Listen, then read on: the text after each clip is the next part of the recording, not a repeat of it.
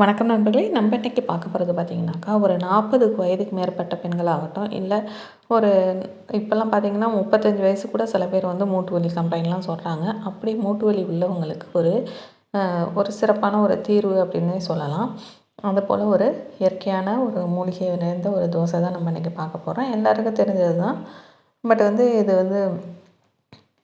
இந்த போல் முறையில் நம்ம பயன்படுத்தி நம்ம சாப்பிடும்போது ரொம்ப டேஸ்ட்டாகவும் இருக்கும். ரொம்ப வித்தியாசமான டேஸ்ட்லாம் நமக்கு தெரியாது.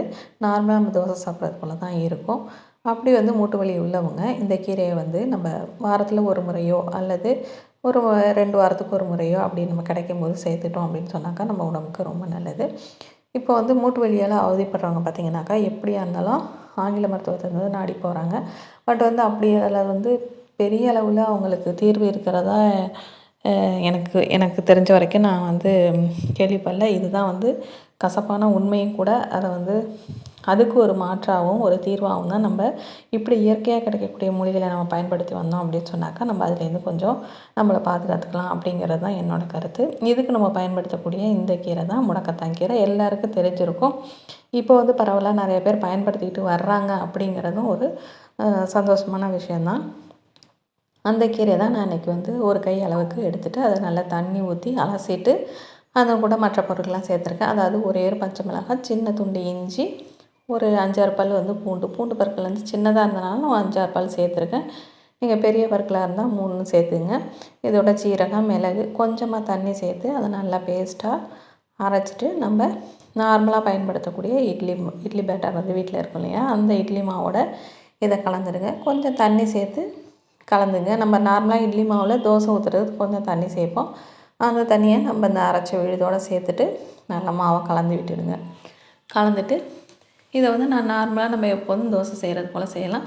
இது எல்லா வயதினருமே சாப்பிடக்கூடிய ஒரு மருத்துவ பயனுள்ள கீரை தான். அதனால் பயப்படாமல் எல்லாருமே சேர்த்துக்கலாம். இப்போ இது உங்களுக்கு கிடைக்கல அப்படின்னு சொன்னாக்கா, உங்களுக்கு கிடைக்கக்கூடிய நேரத்தில் வாங்கி கண்டிப்பாக பயன்படுத்துங்க. இல்லை நீங்கள் ஒரு தொட்டியில் வச்சு இது ஒரு கொடியாவோ அப்படி வளரக்கூடிய ஒரு செடி தான். அதை இது போன வீட்டில் கூட நம்ம வளர்க்கலாம். ரொம்ப ஈஸியாகவே அது நல்லா படர்ந்து வரும். ஒரு 10 இலைகள் நம்ம பிரித்து இதை போல் நம்ம தோசை மாவில் கலந்து சாப்பிட்டா கூட ரொம்ப நல்ல ஒரு பலனை தரும். இன்னொரு விஷயம் இதில் முக்கியமாக நான் சொல்கிறதுன்னா, மூட்டு வலி பிரச்சனை இருக்கவங்க, நான் போன வாரம் சாப்பிட்டேன், இன்றைக்கி சாப்பிட்டேன், எனக்கு சரியாகலை அப்படின்னு மட்டும் தயவு செஞ்சு கம்ப்ளைண்ட் சொல்லாதீங்க. ஏன்னா அந்த வலிங்கிறது நமக்கு பல வருஷமாக இருக்கும், இல்லை பல மாதங்களாக இருக்கும். அதை ஒரு நாள் நம்ம அந்த தோசை சாப்பிட்றதுனால கண்டிப்பாக சரி பண்ண முடியாது.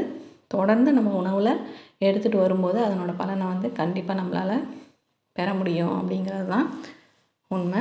இப்போ நான் இன்றைக்கி இந்த தோசையை தேங்காய் சட்னியோடையும் மல்லி சட்னியோடையும் பரிமாறியிருக்கேன். நீங்கள் உங்களுக்கு விருப்பமான சட்னியோடையோ இல்லை சாம்பார் எதனோட வேணால் பரிமாறலாம். கண்டிப்பாக நல்லாயிருக்கும். கண்டிப்பாக ட்ரை பண்ணி பாருங்கள்.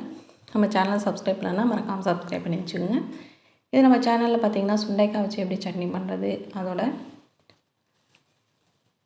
கருப்பு கவுனி அரிசியில் இட்லி எப்படி பண்ணுறது அப்படின்னு சொல்லலாம் வீடியோ அப்லோட் பண்ணியிருக்கேன். தேவைப்பட்டதுன்னா ப்ளேலிஸ்ட்டில் செக் பண்ணி பார்த்துங்க. நான் டிஸ்கிரிப்ஷன் லிங்க் வேணாலும் தரேன், செக் பண்ணி பார்த்துங்க. வீடியோ மறக்காமல் லைக் பண்ணுங்கள், உங்கள் ஃப்ரெண்ட்ஸ் ரிலேட்டிவ்க்கு ஷேர் பண்ணுங்கள். Thank you friends.